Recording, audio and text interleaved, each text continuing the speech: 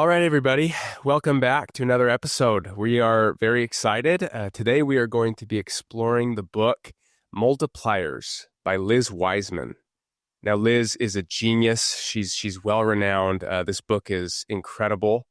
And one of the things that really stood out to me about this book, Multipliers, is just how universal this book is. I think a lot of times, at least I was this way, have been this way in my life, when you hear the quote, it's a leadership book, quote unquote leadership book. I think a lot of people almost tune out because you might not be in a leadership role at your current position or time in life. I think that's what's great about Liz is she makes it clear. She doesn't view herself as a guru on leadership, even though she kind of is, in my opinion. Yet she likes to use the phrase, she's an expert on contributorship. Was that the right word, Stephen? She says contributorship. Yes, yeah, Yeah, contributorship. That's and it. codependency, coexistence, and so whether you are a parent, a leader, obviously a coach, or just an employee, that this book is remarkable and universal. She spent years studying what makes certain leaders so effective, and specifically, why do some leaders, bring out the best and brilliance in others, while other leaders, even with the best intentions, seem to shut people down, almost without realizing it. And so she, goes into this a big difference in what she calls multipliers, leaders that are multipliers versus leaders that are diminishers, right? So that's one of the big paradigms in her book. Multipliers amplify the intelligence and capability of others. Diminishers often drain it.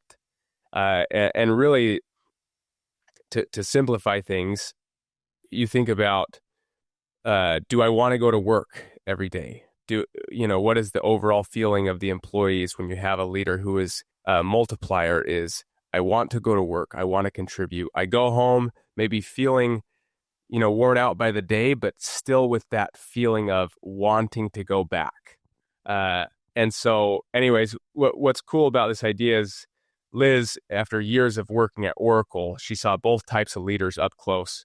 And she never really wanted to write a book, but she had so much experience and study that she said, I need to write about this. So anyways, we're going to jump into it. But the main question she asks is, why do some leaders make everybody around them smarter? So we're going to go a little bit into the origin story and hear a clip from her interview with Stephen. I'm someone who very much fell into being an author. I was never like a little girl who said, I want to write a book when I grow up. That was like the last thing on my mind. I ended up writing a book because I had something to say. And the reason why I had something to say is I had done all this research. And the reason why I did this research is I really had these nagging questions. And it was in many ways part of my post-Oracle therapy. That was a really intense place to work. And I left not just like with all of this energy that I had to figure out what to do with, but I left with a few observations and questions and things that concerned me. And I guess I was curious about this. And I think the first came from, really joining Oracle when it was very young.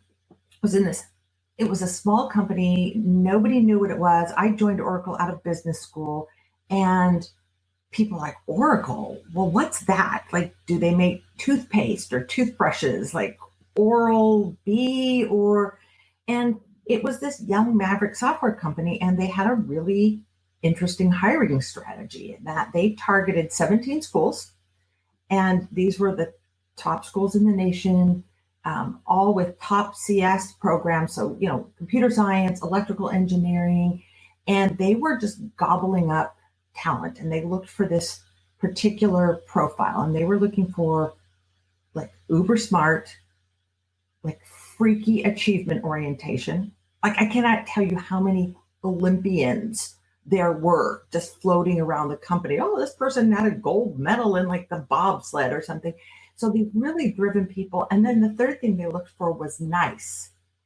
And, they occasionally compromised on nice when they hired people, but they rarely compromised on these two. And they they hired just from these 17 schools. And I did not, and you can imagine what schools these are. I did not go to one of those schools, but somehow like, I got into the company as a new college graduate. And because of that, I think because I didn't go to one of those 17 schools, I was really in awe of all of these uber smart, hyper achievement oriented, mostly nice people. And I just was fascinated.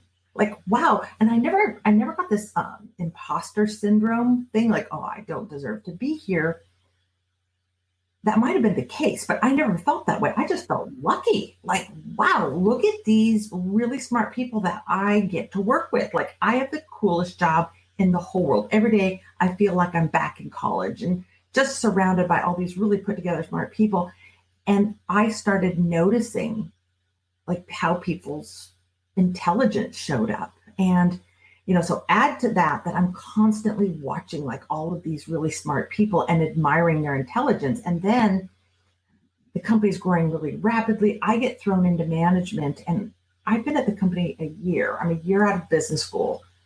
And I'm now told, okay, you're now managing the training department, which is really training for this. I guess we were probably about 5,000 or 6,000 employees at the time. And I just got put in charge of that for the world. And I had no idea what I was doing. And I think when you bring those two things together, there was a couple things I noticed, which is one, all these really, really smart people I admired, that some of them, when they got put into management jobs, their intelligence really sucked the life out of the people they led. I'm like, wow, they're smart, but no one else gets to be smart. Like, that's not right. And then I saw other really, really smart people, but yet people were at their best around them. And then I also looked at it from the employee experience, and then I'm like, man, all these really smart people I feel lucky to work with, I was watching them. Let's pick someone. Let's have him call. His name is Stephen. I would watch Stephen. I'm like, Stephen's brilliant. And then I would be in a meeting with him, and he would absolutely fall apart in this meeting and, couldn't articulate his thoughts and was like not able to like take ownership of stuff. I'm like, that's not the Stephen I know.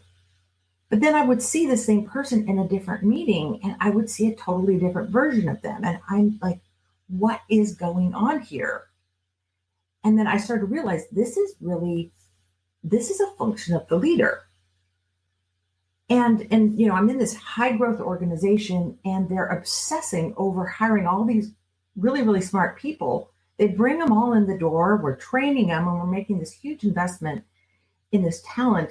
And then I'm watching a lot of these people underutilized. And, this phrase that your grandfather, I don't know if he coined, but he used, was that people can end up overworked and underutilized. I'm like, why would you work so hard to hire all these smart people and then underutilize them? Like, you don't need to go hire more people. You've got really smart people right here.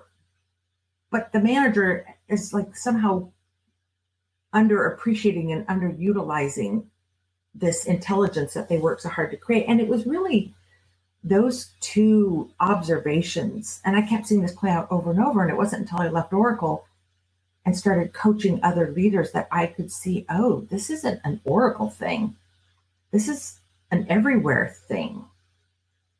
And, I just began to see that sometimes really, really smart people don't make the best managers. And I think there's a little bit of my own personal background that helped see this and helped see, I think, this other dynamic, which is like some of this diminishing that was going on wasn't coming from bad managers. It was coming from actually really good people who had no idea that they were shutting down the intelligence of others. And I think my own upbringing kind of gave me this lens or this skill set that helped me see that people's intention and their impact can be really, really far off.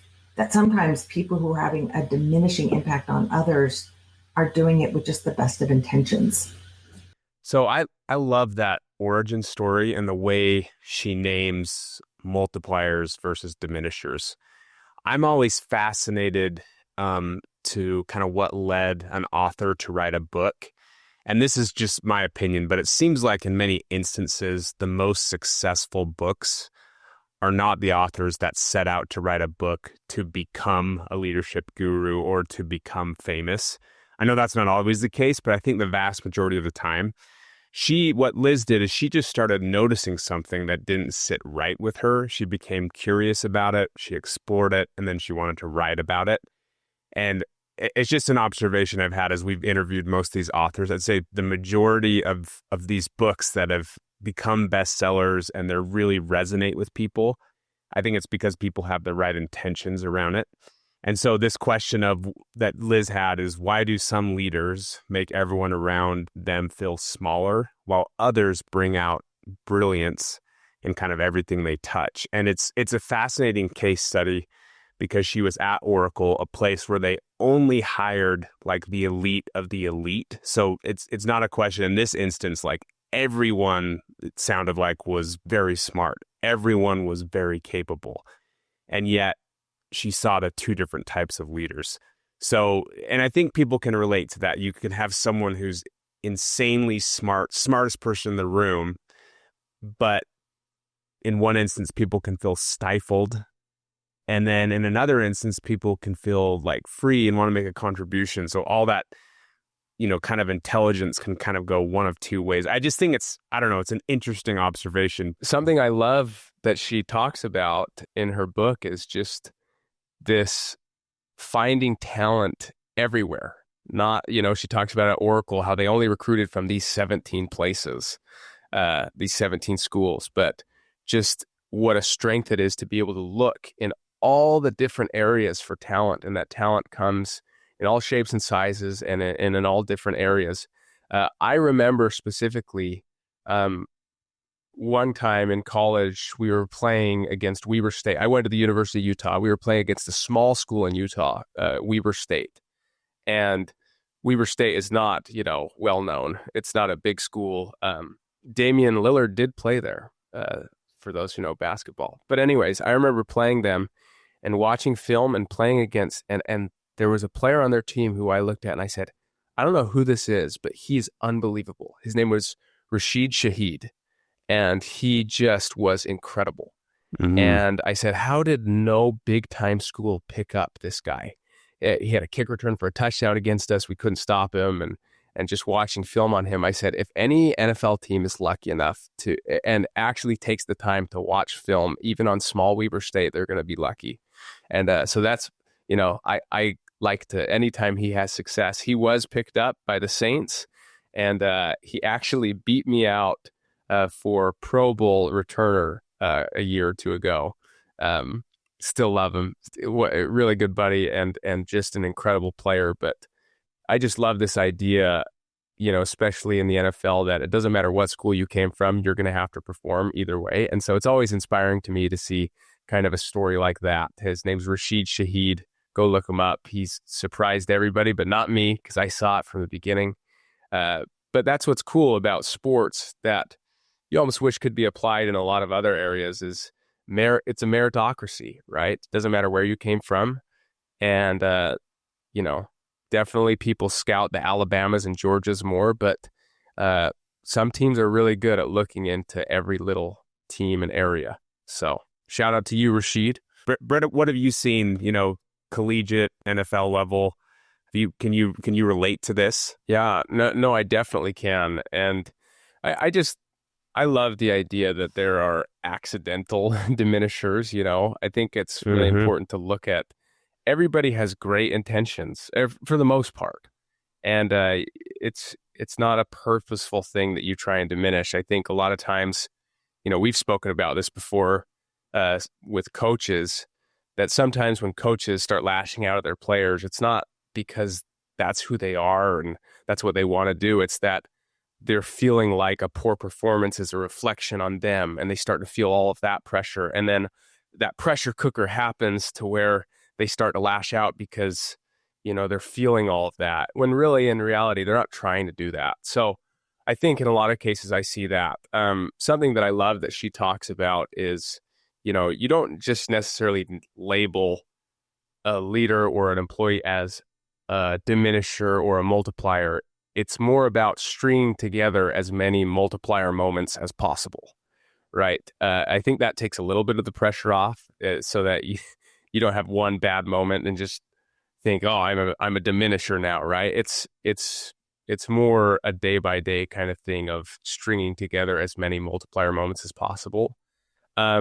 What I love that she talked about in her book is she goes through, I think it's 6 different accidental diminishing kind of tactics.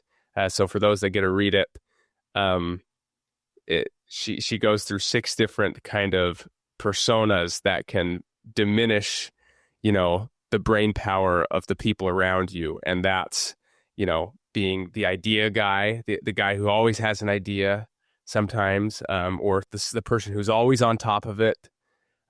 Being the rescuer is one of them, someone that jumps in to help rescue someone too quickly, right? I see that in parenthood a lot with myself, just wanting to go and help before someone can struggle and get through it. Being the pace setter is one of them. Being the rapid responder, because everybody just assumes that you're going to immediately respond, so it kind of diminishes people. And then the one I feel guilty of is the optimist, the eternal optimist. And so a lot of these things are good qualities, if you think about it, that stems from good qualities, but it diminishes kind of the talent around you and the brain power. So anyways, it's just fascinating, but I think it's a very healthy worldview, because these aren't, you're not a bad person. It's just sometimes these good qualities get taken a little bit too far, if that makes sense. Yeah, no, it's well said, Britt.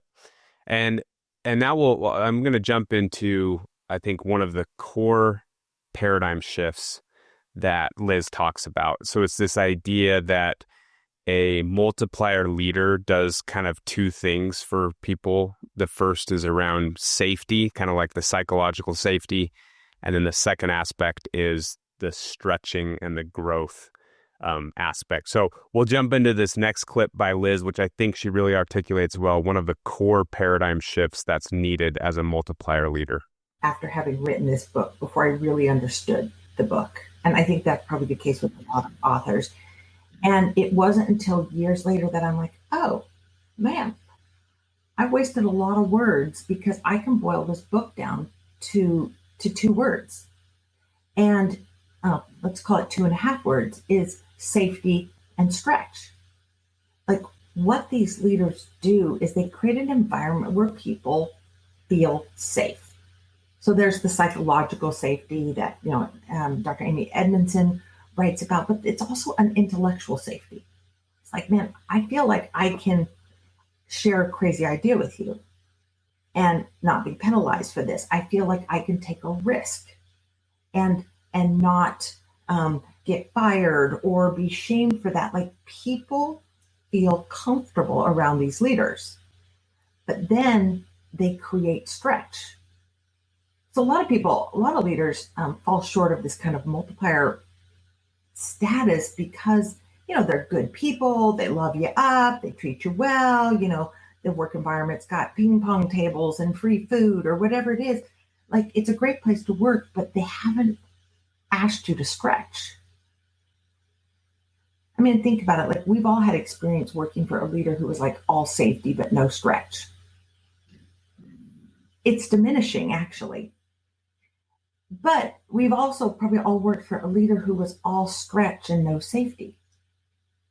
And that's definitely diminishing. Like, we're afraid to try. So what they do is they create this condition where people feel comfortable, but they also feel compelled. Like, okay, they give me some space to think. Now I need to step up and perform. So let's say, you as the leader have created that environment. I feel safe to speak up. I feel appreciated. I'm given hard things to do. You're getting 100% of my capability and this growth dividends. I'm learning and contributing more. Now, let's say I'm on a team and there's 10 of us, and we all feel that sense of safety and stretch. Like now you create an environment where synergy can happen. It's like, okay, now you've got lots of people contributing at their fullest and being challenged and then challenging each other and building on each other's work. That's how that works. So I do think it is synergistic in this way. Really, like you said, I think this is a huge paradigm shift. Just those simple two words, safety and stretch. I really love it. And like she said, we've all been around someone who, stretches us too much, and that's easy to kind of identify why that can, turn you off or frustrate you. But even the safety one, you can see how that would create a stagnant kind of feeling in your life of just only feeling safety. It's the combination of the two that's powerful. Something that I love, personally, my receivers coach here, Aaron Moorhead, when we do a drill called one-on-ones, right? It's basically, it's what it says. It's self-explanatory. It's me versus one guy. And so there's no big team implications, right? This isn't a full 11-on-11 team drill. It's just one-on-ones. He always tells me and tells us, the receivers, this is your time to try something. This is your time to just experiment with what we receivers call releases. Experiment with releases. And that's different kind of movement patterns with your body to see how you can manipulate the defender, right? And a lot of times you fail when you try a new release. And so that's the whole safety part, is he gives us a space where he says, this is your time to experiment. I don't care if it fails. I don't care if you look like a fool doing it. Here's your drill where you can just go try something, right? And I love that, because I have found some of my best releases through this drill simply because I'm not scared of messing up. I'm not scared of failure, looking like a fool, which is very rare, at this level. You're constantly scared of any little mistake you make is filmed, and you're scared it's going to be a knock on you. And so I love that. And then once we get into the team drills, it's okay, now we're going to stick with what we know works, right? But just having that space for both safety and stretch, where I get to experiment a little bit and try different things. I've learned a lot. I've learned what works, what doesn't work. I think that's kind of a good example of, in my scenario. Yeah, that's great. I can relate. I remember the one-on-one drills. Now, so for people that don't know, I played football as well. I never played professional like Britt, but I did play at the collegiate level. And Britt, when you were telling that story of one-on-ones, I had the exact opposite experience, where the coach would just berate you. Yeah, like if you don't win your one-on-one and you don't make it, whether you're the DB or the receiver, you're just like berated and screamed at. So I love, like, that is what Britt just described, I think, is pretty rare at any level of football for one-on-ones. The focus is always about you win that rep no matter what. And so I love what you described, Coach Moorhead. Shout out to him. That's awesome. And I think it's such a powerful framework, not just in a football setting, but for, obviously teams, families, classrooms, wherever people are trying to go together or grow together.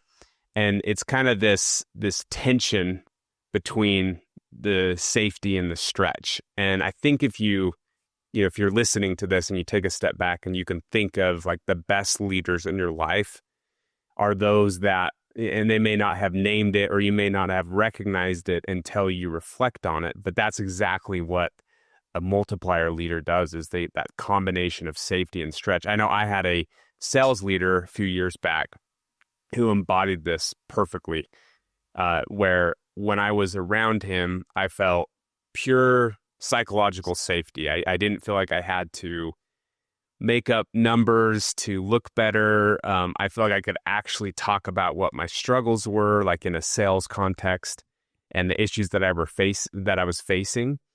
And then on the other hand, he was such a very talented person that he made me want to stretch. He made me want to get out of my comfort zone. And he pushed me, but it wasn't in a way that was negative. It was he had the safety part of it where I felt safe around him and I could talk about things, but it wasn't just the safety. It was also the stretch, which ultimately led to the growth. So I think the framework, that paradigm I think if you're a leader, whatever the context, family, work, friends, sports, I think it's an easy paradigm to sit back and say, okay, I want to have that combination of both safety and stretch. And maybe you articulate that with your team and talk about it and review this with them and say, hey, this is what I want to do and be as a leader. I'm trying to get there. Please come forward to me if you feel like I'm being too strong on either of these. And then in a way, by doing that, you're kind of stating what you want to be, what you want to become, and then your team feels maybe comfortable coming forward. So love that paradigm. So today we're going to end on this last clip from Liz where she talks about one more key paradigm from the book, which is the paradigm of seeing genius in other people. And she asked the question, in what way is this person smart? So, and today we're just going to end on this clip with Liz. So Britt and I will not pontificate after this clip. So again, we appreciate you for listening. We're excited to be back with you next week as well. And we will end this episode with this clip from Liz. Thanks for listening. You're smart at something. And, I think being a parent of a fairly large brood, I've got 4 kids, one thing's in some ways you get the law of large numbers once you get a large brood. And one of the things you realize once you get past 2 of these human beings that you've been entrusted with is they're so different.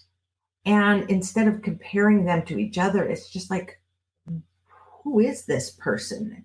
And what are they brilliant at? What does their mind do? And it has helped me a lot as a leader in the work world, is being able to see that we all come in very different sort of sizes and shapes when it comes to our minds. And I love the way someone put it to me. They said, man, I read the book and their one takeaway was, instead of asking, is someone smart?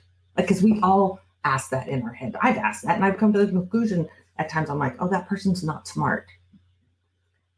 And it's backing away from that logic and asking a different question, which I think is a very powerful question, is in what way is this person smart? So it's in some ways, multiplier comes down to 2 really powerful beliefs. One is this assumption that people are smart and that there is a way that they are smart and I've got to find it and use it. That's one. And the second is this kind of this assumption that people want to be smart and they want to contribute. And, it's funny, I've been studying leadership for, quite a while now. And, some people consider me an expert on leadership. And I'm like, oh, that's not really what I'm an expert about. In some ways, what I've become really, really deeply immersed in and understand is contributorship. And I think by studying the best leaders and some of the worst leaders, what I've learned is that people come to work every day wanting to contribute everything that they have. I can't seem to find these lazy employees. You hear managers oh, I had to do it for them because they didn't want to do it, or they couldn't do it, or, no one on my team steps up. But then I go and I talk to the team and I get such a very different story. And I'm not saying that everyone comes to work every day and contributes at their fullest. They most certainly do not. But people want to. And if they get to the point where they no longer want to, it's a learned and tragic conclusion. What I've learned is that people want to come to work and they want to contribute. They want to share their ideas. They want to share their capability. They want to share it generously and freely. And what happens is when they get into an environment where they have this overtly diminishing boss, okay, no, you have to play small so I can play big. Or someone who's just so consumed with their own capability, they can't see beyond them, or someone who's trying so hard to be helpful, but is actually suffocating his team. It's actually painful for them when they can't show up big. And it's exhausting. It's frustrating. And, I think that's part of this multiplier logic, is assuming people are capable, but also assuming people desperately want to contribute.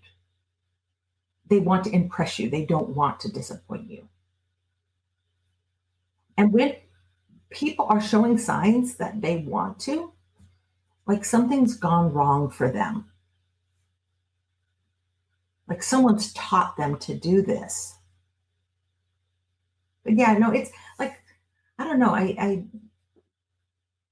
think what I've learned in all of this has a lot to do with just kind of human nature. And it's like, I feel like I've learned people want to contribute at 100%, and they want to have an impact, and we're wired for contribution, and we're wired for impact, and we're wired for growth.